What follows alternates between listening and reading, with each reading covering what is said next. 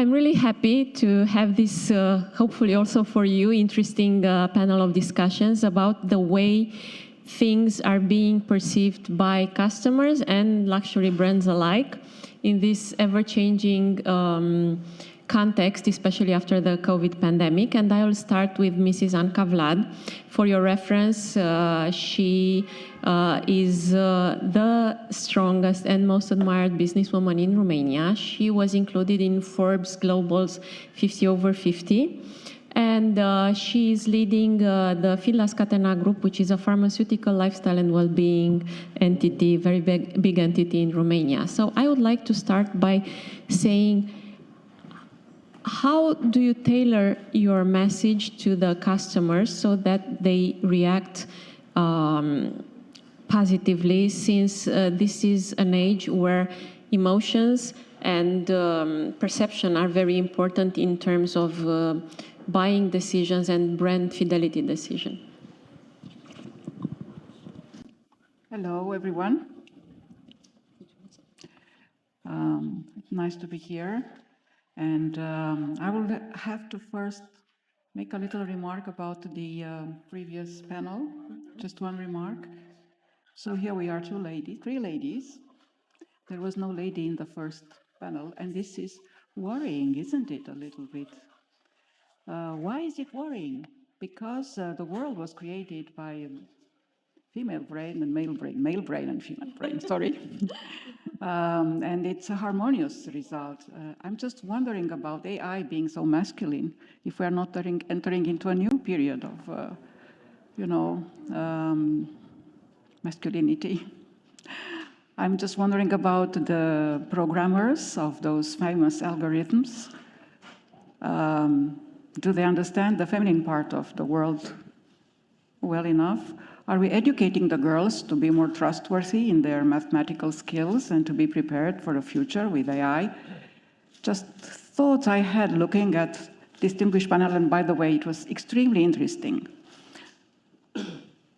But women like precision, and in a recent conference about AI held by Deloitte in Bucharest, there was one remark, AI is about 15% wrong and it doesn't know it. That really made me wonder who can supervise. And in order for us to supervise, we have to learn and be confident. And I won't say about the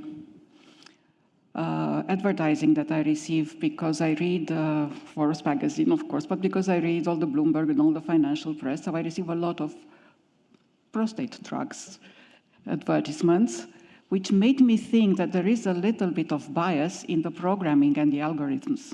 And bias is not good. I mean, we've come a long way, we girls. Don't let AI take it from us. I will stop here. So this is a very interesting subject of discussion, really, and we should talk with the previous speakers during lunch. Thank you for bringing that up. So, values. I was reading the presentation, and by the way, it was done by my son, because he's now in charge. And it was such a pleasure to realize that he says Fildas-Catena, the name of health in Romania. And I thought about it 30 years ago, and that's what I wanted to be, Fildas. I wanted it to be the name of health in Romania, and I just realized today that it is. So I did it. How did we do it? Because of course we are a team of strong personalities, and 50-50, ladies and gentlemen.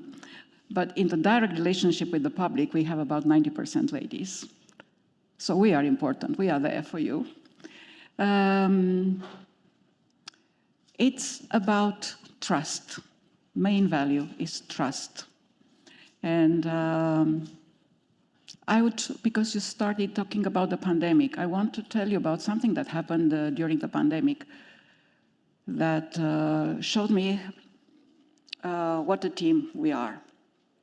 So there was a law given in Romania by which, due to the fact that kids couldn't go to school, all the ladies with kids could stay at home. So, and they would get the full salary. And, 90% ladies in direct relationship with the customer. Maybe more than half would have kids at home and they should stay at home. So we cannot face the challenge, and this is it. We tried our best. That's life. This is the pandemic, and these are the consequences. So there was nothing you could do.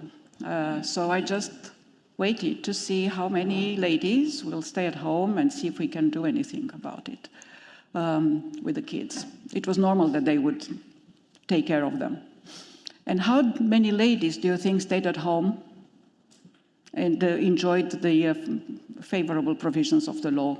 Do you have any idea? 10%. Can we guess? Yes. Maybe 25%? Yeah, I thought so, 25, 30. None of them stayed at home. Whenever I remember this, I feel the same emotion, incredible emotion. So they cared about their community and their people. They didn't want to show they were afraid. There is a network of help within the extended families in Romania, so maybe some grandmothers took over. And I was told that the main factor was not to leave their teammates alone in such difficult times. What did that mean for our company? It became the most trustworthy company. And then after COVID, we grew double digits and double digits, which for a mature company is not easy. And in fact, this is to be the name of health in Romania. Thank you. That's impressive, really. And now speaking about this incredible customer experience translating into community and trust, how do you do it, Octavia? Octavia is Romanian born. She came to New York how many years ago? 1999, so maybe 25 and a half. Wow. Yeah. Okay. And now she runs St. Regis, the legendary New York hotel. She's a woman and she's Romanian, so we are very proud of her, of course. How do you speak to your customers, especially after COVID, in order to reinforce the experience and to speak to them as a brand, as a trusted brand? First of all, thank you for having me here. And thank you for the perspective. I noticed the same thing, that there was no women on stage, which is interesting. So St. Regis is a legacy. It's been around since 1904 as a hotel. And I recently graduated an MBA, and I learned in the MBA the average age of a business is 15 years. So we've been in customer service for a very, very long time. And we've seen through history transformation of customer needs, wants, and desires. For example, one interesting fact about our hotel is that we have a high tenure. Average is 27 years. And we have over 400 employees to service guests in a basically small hotel, 238 rooms. And it is a very difficult task to go through training the employees out of the mindset of what was demanded in 1991 when the hotel has been reopened after a gut renovation. When from our experiences and from what our employees tell us, the consumer wanted an invisible service. Invisible service, you got your in-room dining table, you put it down, you had very minimal conversations, and you move on. We have a butler service, which is differentiator, value differentiator in the market. We offer it to every guest. How the butlers at that time that have been trained by the House of England butlers, head butler, were invisible people doing service. Now, what we saw post-pandemic is a complete shift in the opposite direction. The consumer wants an interactive relationship, wants to have an experience, and the values that the new generations bring in, and we should be focused on what the new generations of luxury travelers, influencers, or luminaries bring, the Gen X's or the younger, or maybe some ripe millennials, bring to the table, is very different than what we experienced as Gen X or baby boomers or other generations. So what we noticed, it went from invisible to interactive. It went from a need to a desire, and then comes with an experience. And how do we leverage our human aspect, especially in hospitality and retailing? It's very important, because we do bring an added value despite all the technology and digital platforms that we use to be more efficient. And go back to the group that spoke earlier on AI. I personally, I'm a yes for AI. I personally think that there will be a reskilling phenomenon that will happen. And yes, some people will be able to reskill and use it. We use it, but how we use it at this time will be different than how we'll use it in the future. At this time, we use AI to be more efficient. We're looking for operational efficiencies. We have not laid off people or fired people, because we want to use them for the human interaction. We want humans to interact with humans. That's what makes the difference in luxury. Just think about it. If you live in US, or if you don't and you visited one of the big retail stores, you walk in the Bergdorf, let's say Bergdorf Goodman, right, on 5th Avenue, which is a block away from where I am at work. And then you have yourself and a machine. And then you can tell that machine whatever you want. They'll give it to you. They'll tell you what shelf it is, where it is. And you have no one to talk to you. No matter how advanced we'll be, we are social animals. We are seeking that interaction. We walk into Bergdorf and we want to talk to a person, and that person better know what they're saying. And yes, they can use a tablet and look up a product, but we want to have that type of interaction. So I think that overall, I hope I answered your question of how we are moving, transitioning, and how we can leverage our human side to better monitor AI, resync with our knowledge, because we are all capable. It's just circumstances that got us into one level or another. I strongly believe that all people are smart. They're born smart. Circumstances is what changes their capabilities and expands or shrinks their capabilities. That's my perspective. So I hope I got my point across. Very but yes, much so. Lots of experiences. And particularly, I'm happy to host any of you at, yes, our high rates, but I'm happy to give you a discount. Well, thank you. I will. But it's very expensive. Only tea costs $20. Well, the afternoon tea is about $150, but yes, because we are honing also in the traditions. How do you balance out traditions with the new generation of experience? It's a very interesting point you're making. One, that all people are capable. Yeah, I agree completely. I do. But they also have to be willing, which is a different story. And the second, about this visibility versus invisibility. This is very interesting, and we'll come back to that, I think. Mr. Angori, now everyone, the mantra of this beginning of the century is design or redesign your life, that we are able and capable of doing that. How is Pininfarina adapting to the post-COVID world and speaking the new language of the customer, really? Well, first of all, thanks all for having me here. It is a very interesting question, yours, because with 94 years of age, we've gone through many changes. We were born between the two world wars.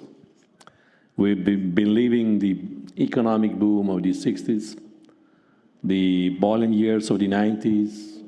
So we've gone through many, many different ages. And certainly COVID is quite a major impact, a major event in our lives. But I think if I need to compare things, I would say that nothing has changed. Why nothing has changed? Because in the sense that the people, as has been said very well before me, are human, well, we are social animals. We want to stay together. We want to experience things. For a moment, we've been thinking that the digital world would have been able to be the new future. Imagine when we were thinking of trying clothes, you know, instead of going to a retail, to a shop. And there were so much money spent in order to recreate that experience. It's failing. It's failing. In fact, we are designing places where people can experience, can touch and feel and smell the perfume of things.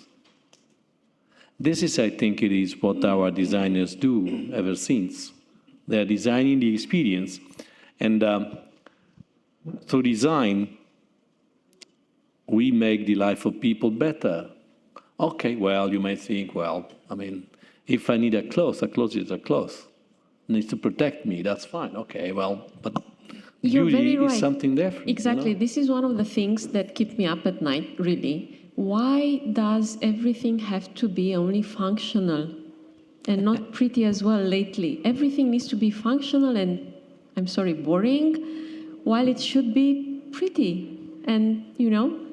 Well, the answer is because we have another side of our brain that is looking after art, after emotions, rather than rationality. And don't get me wrong, I'm a physicist by education, okay? So I'm very down to the earth, right? But however, creativity is something that is fostering our ability of being well, of feeling well.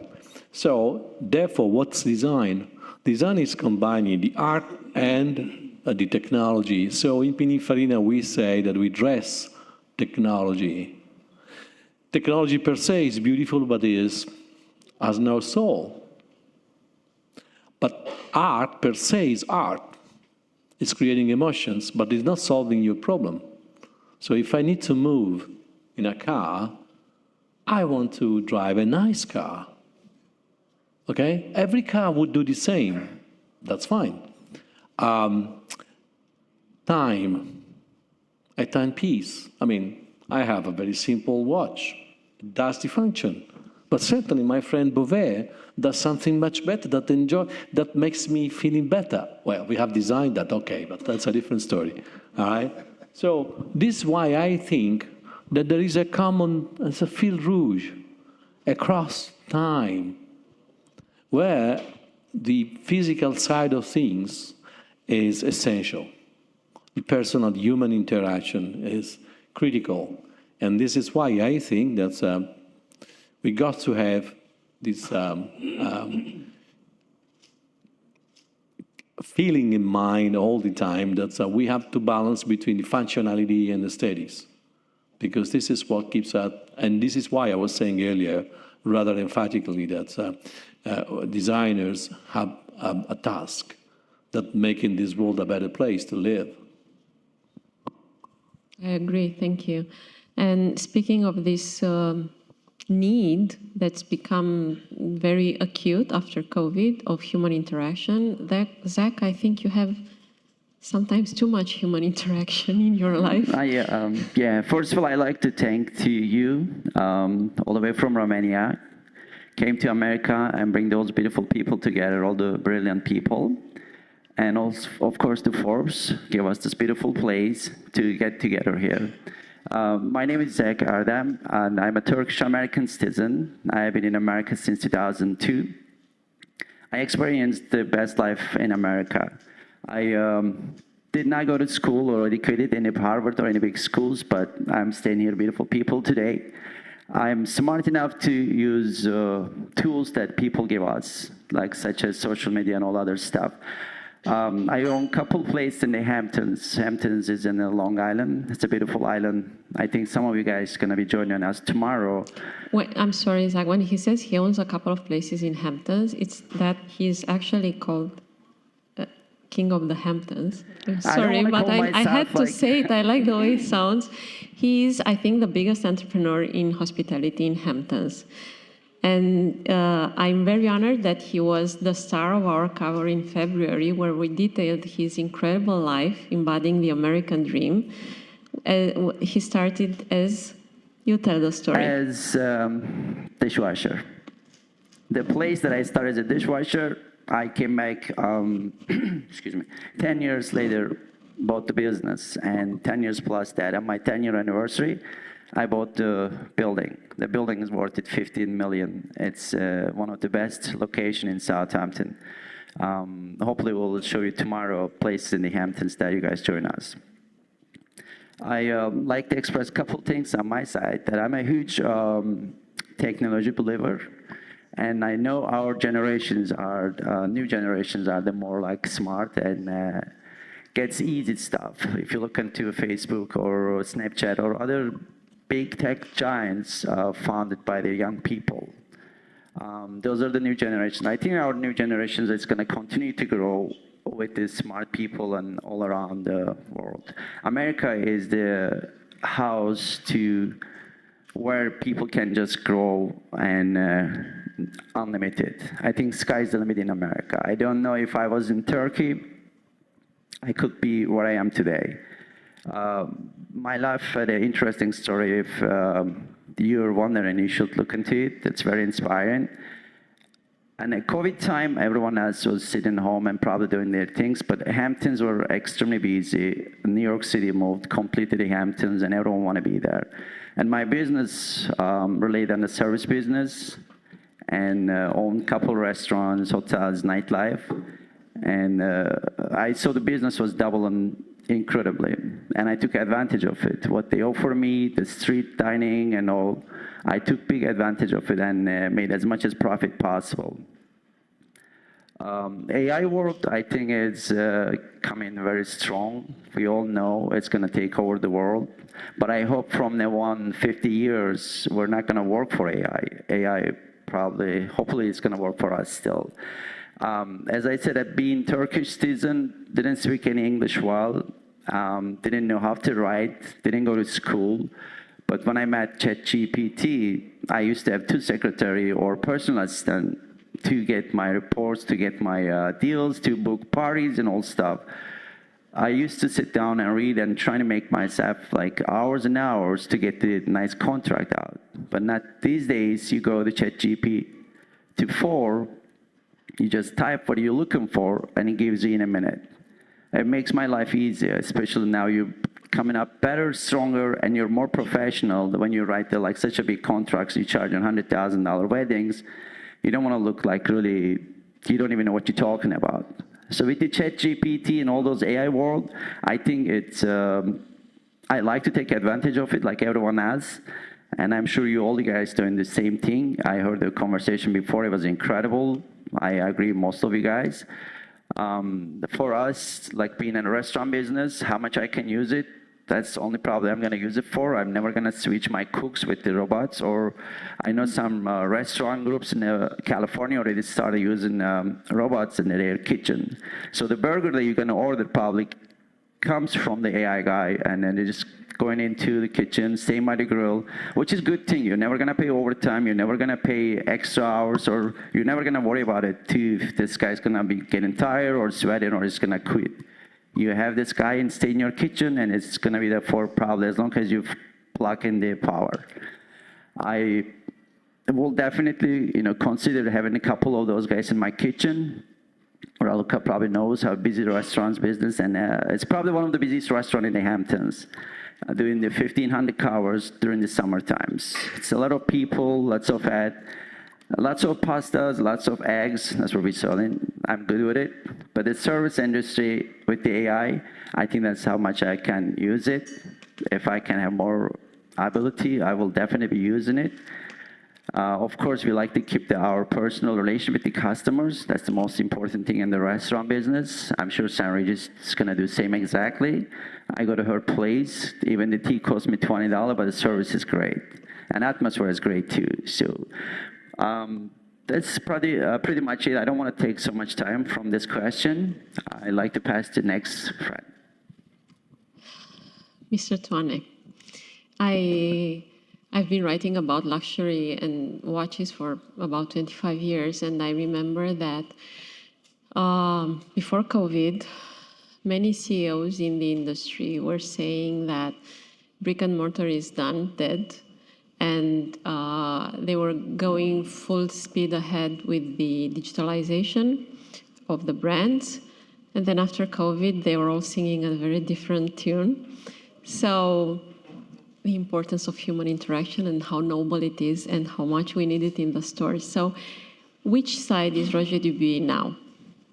Well, thank you for the question. And I think it's very interesting to have this discussion, because it's true that before COVID, we could see brick and mortar more as a transactional space for timepieces, for luxury timepieces such as ours, for example.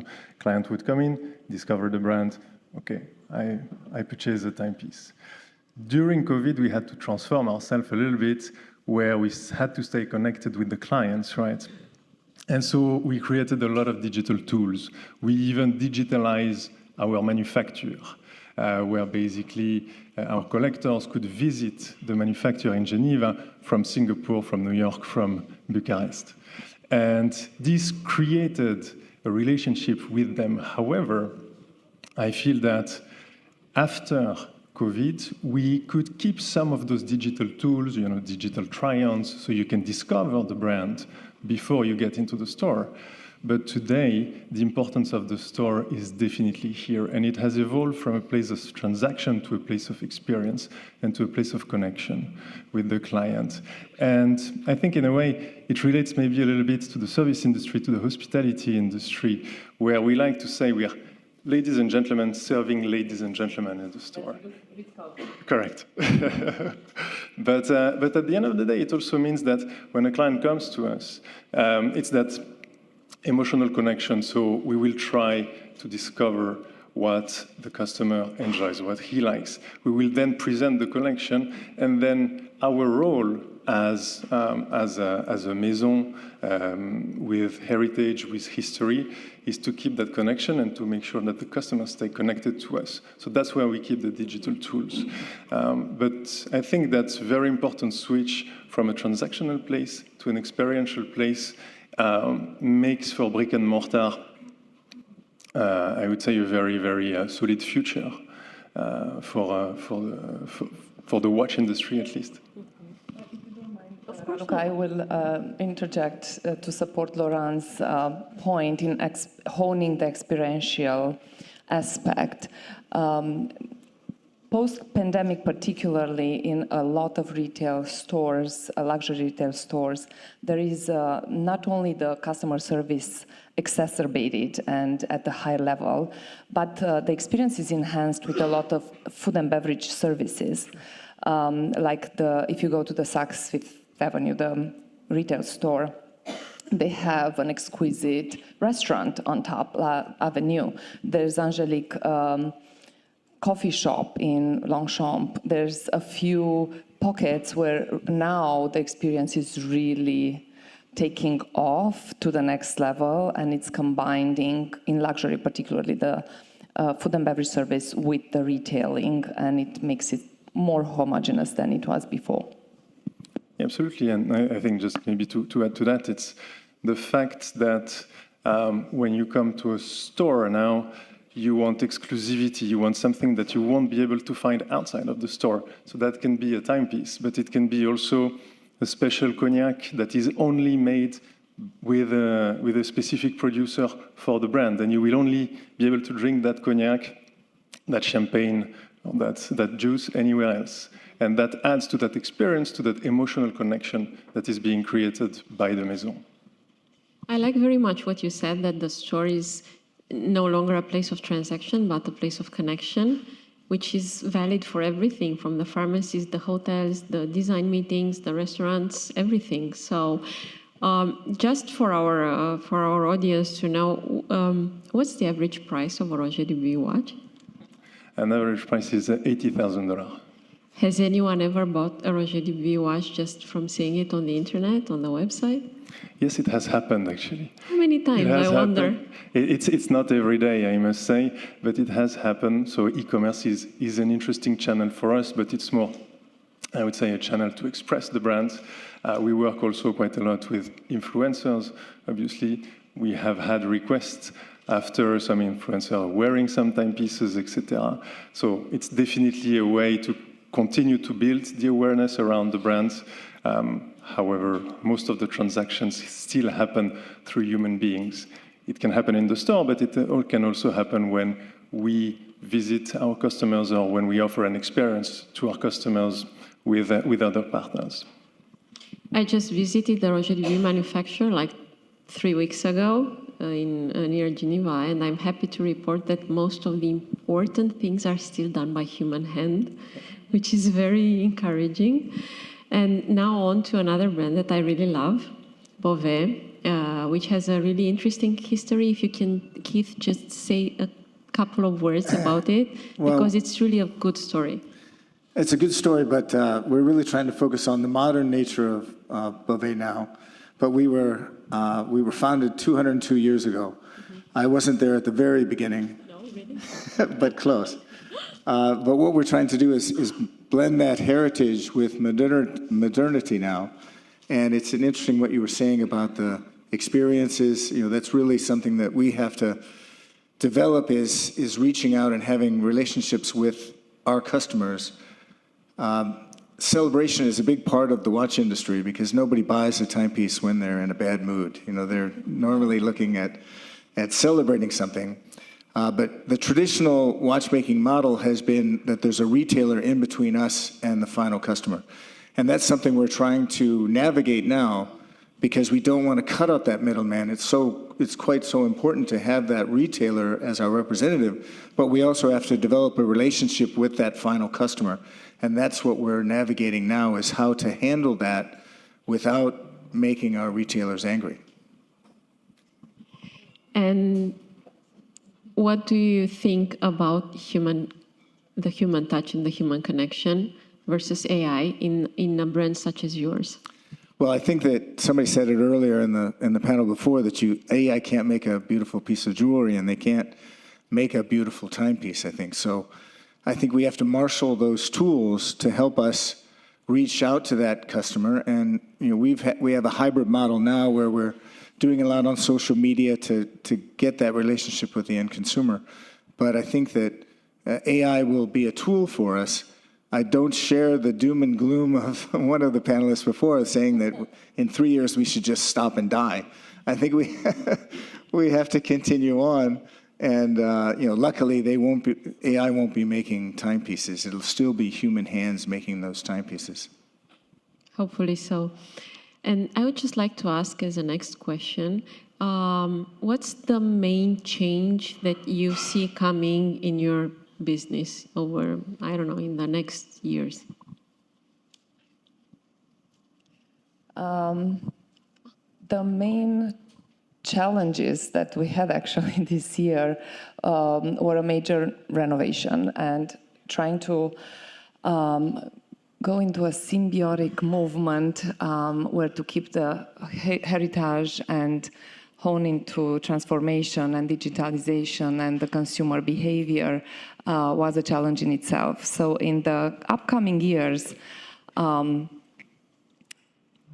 we do think that we are optimistic in the US market from many perspectives, and it affects positively tourism, hotel industry particularly, and luxury segment, that it's such a small segment.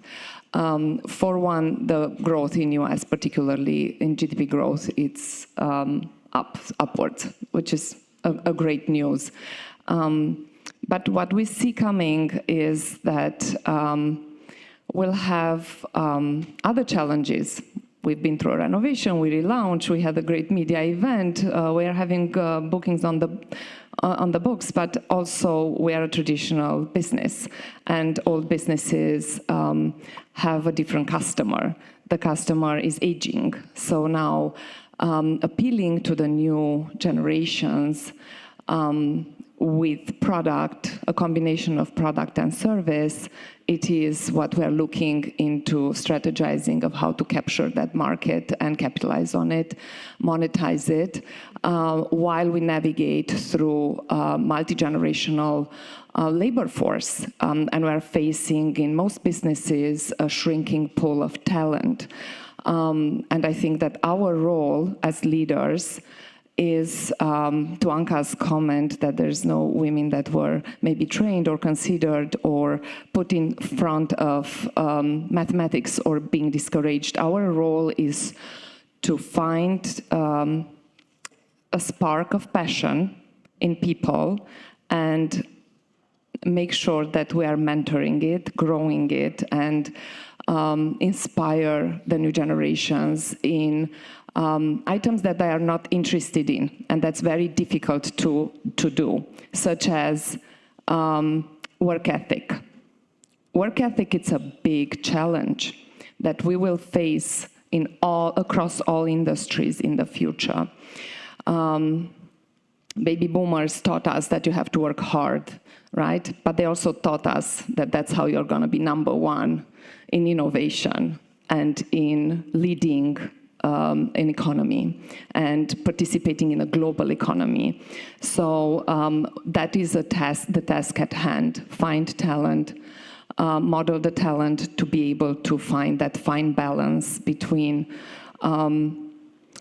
product, service, capturing the new generations and attracting the new luminaries through the tools that they know. And just looking at Gen X, for example, they're native digital creatures, if I may say. They were born with a tablet in their hand, and that is because, and I don't want to hurt anybody's feelings, we were lazy or too busy or too attached to, oh my God, how am I going to catch up and not lose my job because there's some millennial that comes behind me and knows more. Or we are too caught up in our own existence that we forget how to push through. And now we have to deal with a generation that just wants everything at the fingertips. Instant gratification, I want it now, because I get it on a tablet. But real world doesn't work like that. And, you know, though, and this is my last point, though we are facing a lot of technology developments and maybe the fifth wave of industrial revolution with technology, AI, we cannot lose sight of what's happening in the real world. The real world is bigger than the Western world we are moving into and navigating through. And the real world is right now drafting children in Ukraine, teenagers, that went to piano lessons and went to math competitions. So they do not know how to fight. And we are still, while we got so far ahead with technology advancements, we're so far behind in 2024 with finding peace, or maybe having some robots fight among themselves and we don't lose lives. I don't know, something creative.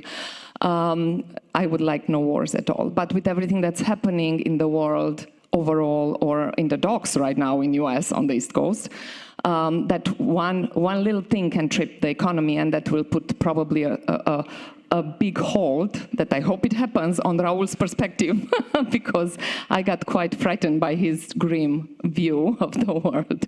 But all this can contribute to a halt at some point. So we have to just be careful, and that's my 2 cents. Be careful and look forward with optimism, and don't lose sight of optimism, and navigate through the challenges with a flexible mind and pivot quickly, because that's the name of the game. Deal with it and pivot.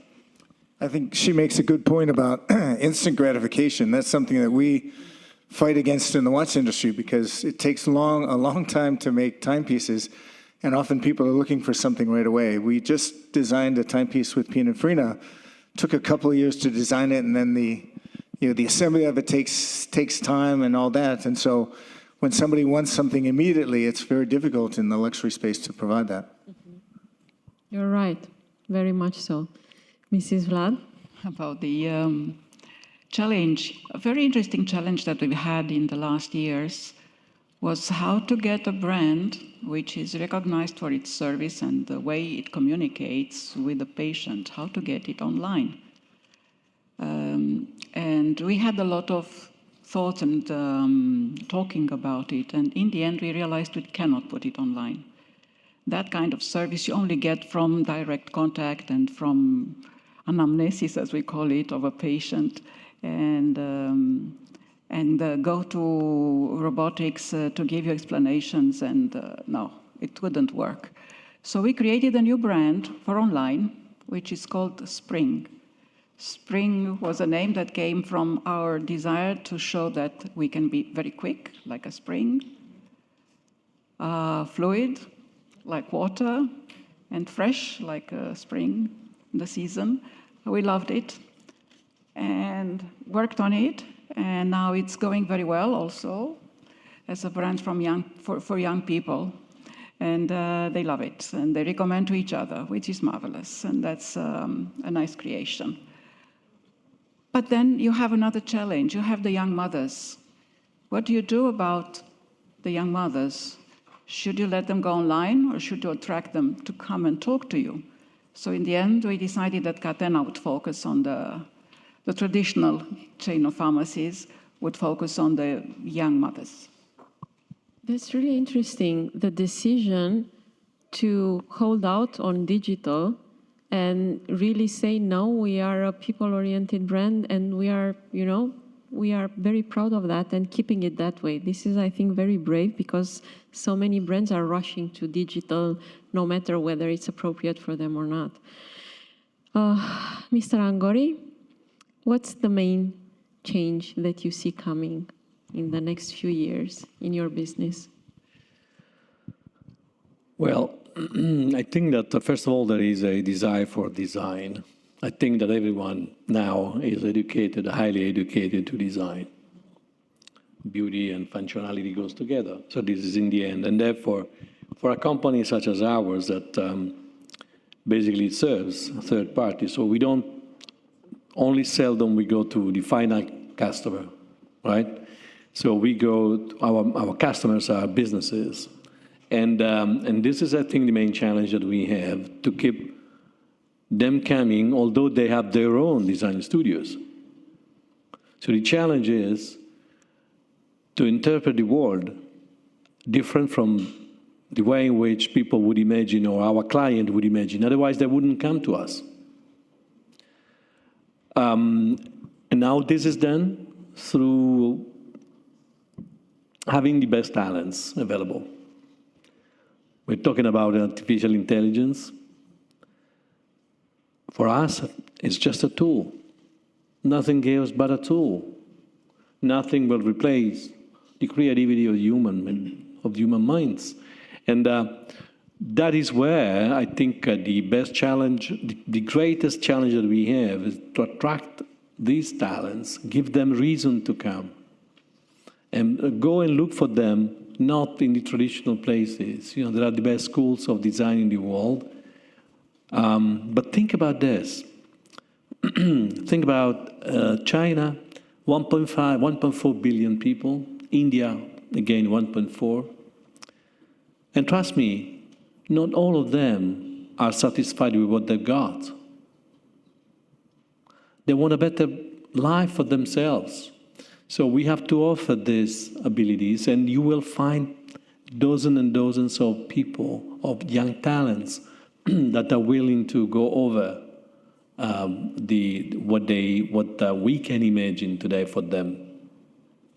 This is why, for us, the challenge is establishing links beyond the usual with those countries where talent is totally unexpressed today. And we are an automotive company because we've been designing cars for 94 years, and this is the place from where we derive our legitimacy. Look at the cars that are coming from China. These are smartphones. Maybe we don't like them, because we don't like the digital side of it. But these guys, it is the first car for them ever. I mean, they're looking at that. It's a true commodity that you have to interpret the way in which they will be using it. That is the experience. It's in a different form, a different sense than coming to St. Regis, you know. But it is, again, an experience that we have to interpret. So this is, I think, the challenge for my business.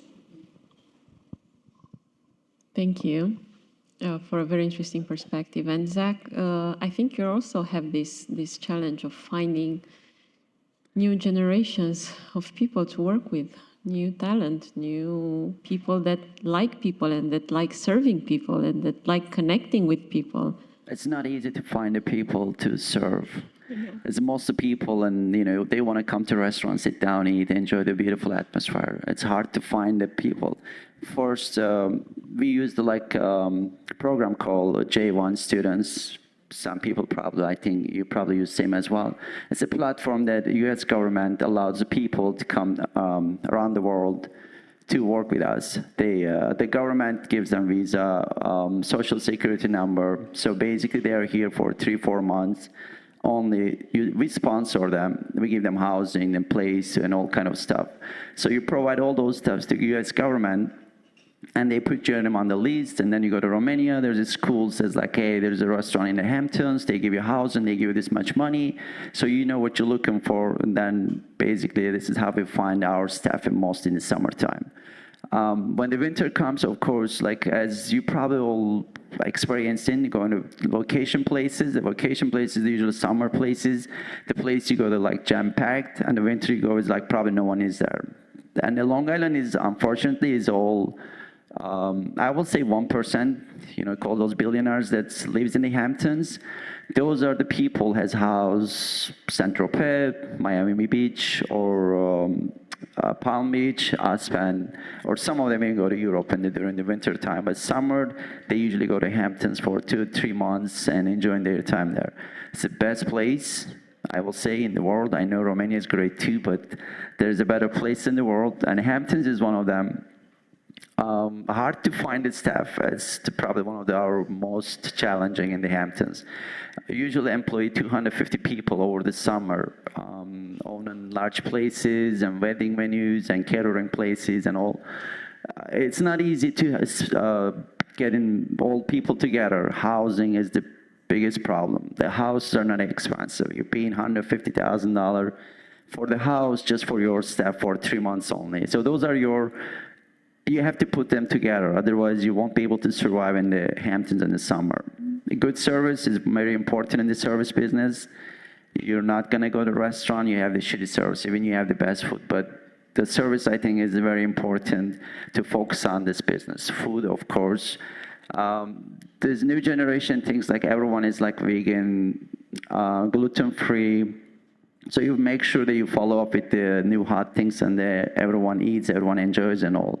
So upgrading menus constantly is very important. I will say seasonal menu, better for us. We focus on the local products in the Hamptons. It was all the farms and wineries and stuff.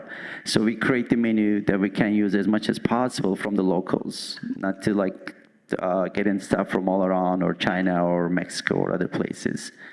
Follow up the new things is always challenging, and we like to make sure the customers, like customer service is the key in the service business. We all like to go to places that you have a beautiful smiley hostess the first thing you walk in, and then follow up with the other service issues. Of course, you want a beautiful server or smart server comes, takes your order, keeps coming back, checking on you, make sure everything is okay.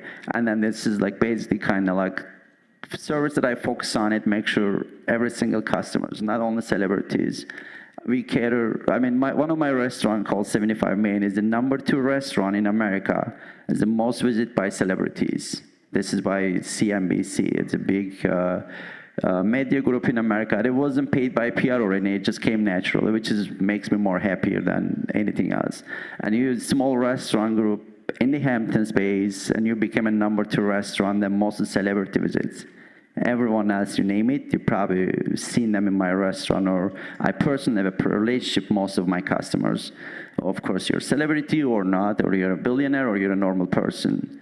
That makes me very happy to meet everyone who walks in my restaurant, to know their stories, to get to know these people, why these people come into my restaurant. There's so many other restaurants, but they choose to come to my restaurant. It's a personal touch. I think it's very important.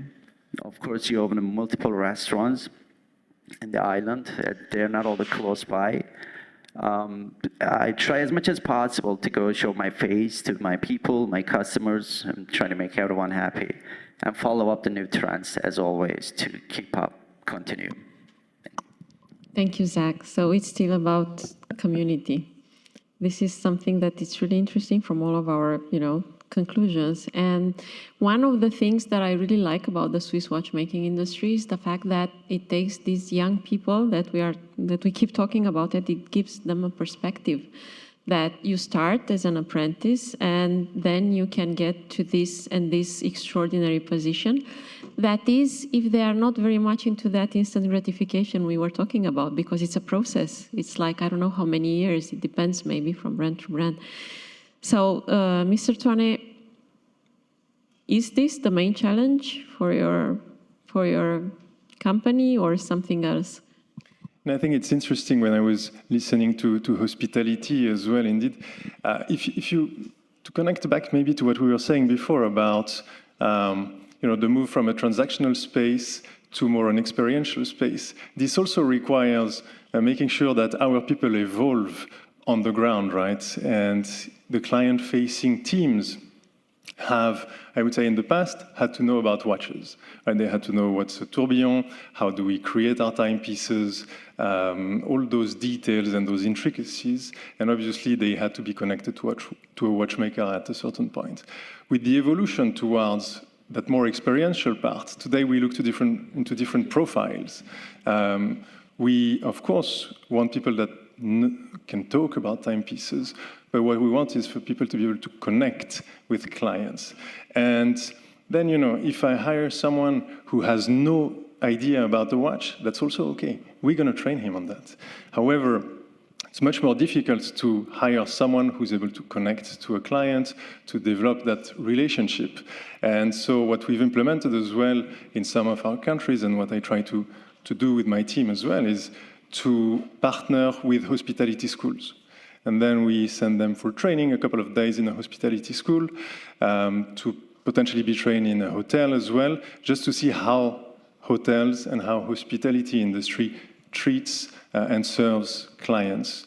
And then we bring back to our boutiques as well, and we try to build that emotional connection with the client. So yes, that's a challenge, the transformation of the skill set that is required, not necessarily at the manufacturer, but more in client-facing positions. Thank you. And you, Keith, how do you view this for BOVET? Well, I think one of the biggest challenges for BOVET is to get our message out. We're very well known amongst the collector community, but not so well known amongst the general public. And trying to distill our message down into something that's palatable for today's consumer, which doesn't have a lot of time maybe and has a very short attention span. So communicating that 202 years of history and tradition in 10 seconds, or what it takes before they swipe, is a challenge for us. And I think it's a communication challenge. And I'm the head of content and also the head of training at BOVET. So I share your thinking about how we have to train people to communicate, but they also need to understand watchmaking. So that's probably our biggest challenge, is growing that awareness and having people really understand what we're about. Thank you. And now we have time for just one short question and short answers. What's the main reason for optimism for you, for the period to come? Reason, motive de optimism. It's difficult to be optimist in such troubled world for the moment. But okay, I'm optimistic that the common intelligence of the world will prevail. Personal optimism. I am in awe of the new generation and their capabilities, their new way of seeing things, I believe there is a wonderful future ahead of us. Thank you. Octavia? I believe in the hunger of curiosity, and I'm optimistic about the human mind overall across industries, of being curious of how to do things differently and how to do things better. And we are at the point in our development where, as a society, we are more than in the past interested in how we can be better people, be better versions of ourselves. So I'm very optimistic looking at the views we have on sustainability, on corporate strategies around being more responsible, and about the move we are going forward and action planning. So it makes me feel very optimistic that I will see our society going into the right directions with small steps, but it's getting there. Well, look, I'm a physicist. I have the optimism of the science. Think about you were opening up the panel talking about COVID. I mean, in 9 months, 6, 7 months, we had a vaccine. Never heard before. So I think that human being, when they're confronted with challenges, they can overcome everything. And it's not just the optimism of the reason, as we say in Europe. It's just because I think it's the way it is. I mean, challenges are there just to be overtaken. And although we live in dark times, because our generation certainly never seen what we've been seeing today, and we didn't see the tragedies of the past. But however, I think that we need to be optimistic about the future. Human resilience. That's right. You know, it's the perseverance, I would call. The ability of looking ahead all the time, you know, and don't give up. That's it. Thank you.